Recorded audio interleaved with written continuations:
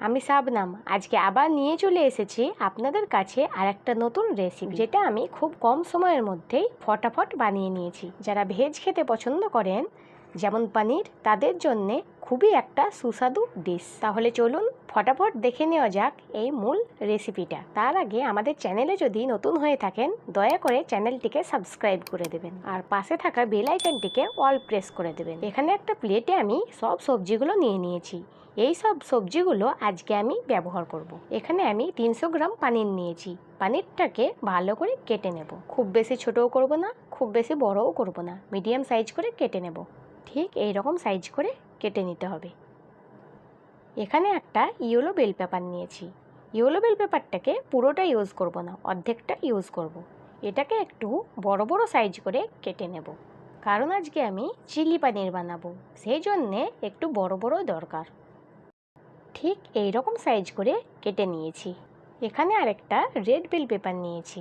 এটাকেও আমি অর্ধেকটা ইউজ করব। এটাকেও আমি ঠিক আগেরটার মতো করে কেটে নেব। আপনাদের কাছে যদি কালারিং বেল পেপার না থাকে তাহলে শুধু আপনারা গ্রিন ক্যাপসিকাম ইউজ করতে পারেন, স্বাদটা প্রায় একই লাগবে। এখানে আমি অর্ধেকটা গ্রিন ক্যাপসিকাম নিয়েছি। এটাকেও আমি ওই রকম সাইজ করেই কেটে নেব। এখানে আমি দুটো বড় বড় সাইজের হাইব্রিড লঙ্কা নিয়েছি। এগুলোকে একটু মিডিয়াম সাইজ করে কেটে নেব। এই লঙ্কাগুলোতে কোনো রকম ঝাল থাকে না। সবজিগুলো আমার কাটা কমপ্লিট হয়ে গেছে। এখানে একটা বাউলে কেটে রাখা পনিরগুলো নিয়ে নিয়েছি। এবার এতে কিছু মশলা অ্যাড করে দেব। প্রথমে দিয়ে দিচ্ছি হাফ চা চামচ গোলমরিচ পাউডার আর হাফ চা চামচ লবণ। এগুলোকে এবার হালকা হাতে মেখে নেব। মাখানো হয়ে গেলে 10 মিনিটের জন্য রেস্টে রেখে দেব। এবার একটা বাটিতে সসগুলোকে মিক্স করে নেব। প্রথমে দিয়ে দিচ্ছি 2 চামচ সয়া সস, দিয়ে দিচ্ছি 2 চামচ ভিনেগার, দিয়ে দিচ্ছি 2 চা চামচ রেড চিলি সস। এবার একটু চামচ দিয়ে নেড়ে নেব। আর শেষে দিয়ে দিচ্ছি 2 চা চামচ শুকনো লঙ্কা পেস্ট। এবার সবগুলোকে ভালো করে মিক্স করে নেব। ওদিকে 10 মিনিটও হয়ে গেছে। এবার পনিরগুলোকে ফ্রাই করে নেব। তার জন্য দিয়ে দিচ্ছি 1 চা চামচ কর্নফ্লোর আর 1 চা চামচ ময়দা। আবারও হালকা হাতে মেখে নেব, না হলে ভেঙে যেতে পারে। এবার একটা কড়াইয়ে তেল দিয়ে দিচ্ছি ফ্রাই করার জন্য। তেলটা গরম হয়ে গেছে। এবার একটা একটা করে পনিরগুলো দিয়ে দেব। এগুলোকে হালকা করে ফ্রাই করে নেব, কারণ আরও একবার ফ্রাই করতে হবে। এপিট ওপিট করে হালকা করে নেড়ে নেব। হালকা ফ্রাই হয়ে গেছে। এবার একটা প্লেটে তুলে নেব। 3-4 মিনিট ঠান্ডা হওয়ার জন্যে রেস্টে রেখেছিলাম। এবার আরও একবার ভালো করে ভেজে নেব। এবার একটু নেড়ে চেড়ে ভাজা হয়ে গেছে, তুলে নেব।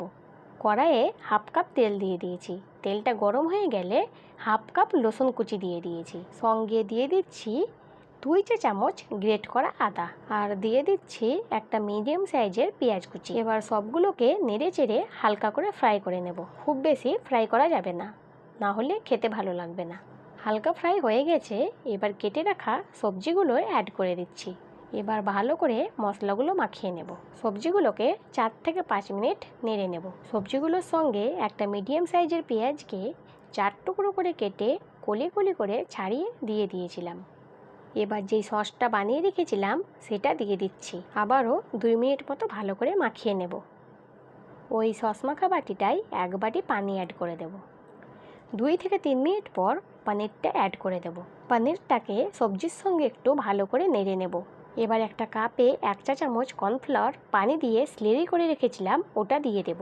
কর্নফ্লাওয়ারটা দেওয়ার কারণ হচ্ছে গ্রেভিটা একটু গাঢ় হবে। 2 থেকে 3 মিনিট নেড়ে দেখুন কত সুন্দর গাঢ় হয়ে গেছে। এবার গ্যাসের ফ্লেমটা অফ করে 2 মিনিট মতো রেস্টে রেখে দেব। 2 মিনিট পর তৈরি হয়ে গেছে চিলি পনির। এবার একটা বাটিতে সার্ভ করে নেব। দেখেন দেখতে কত ডিলিশিয়াস লাগছে। এটা ভাতের সঙ্গে, ফ্রাইড রাইসের সঙ্গে খেতে খুবই ভালো লাগে। তাহলে আপনারাও ঝটপট বাড়িতে তৈরি করে নিন এই ডিলিশিয়াস রেসিপিটা। তাহলে চলুন আজকের মতো এই পর্যন্ত। আবারও নিয়ে আসবো আর একটা নতুন রেসিপি। আর ভিডিওটা কেমন লাগলো অবশ্যই কমেন্ট করে জানাবেন। আর যদি চ্যানেলটাকে সাবস্ক্রাইব না করে থাকেন তাহলে প্লিজ চ্যানেলটাকে সাবস্ক্রাইব করে দেবেন আর পাশে থাকা বেল আইকনটিকে অল প্রেস করে দেবেন। আর ভিডিওটাকে যদি ফেসবুক পেজ থেকে দেখছেন তাহলে অবশ্যই ফেসবুক পেজটাকে ফলো করে দেবেন।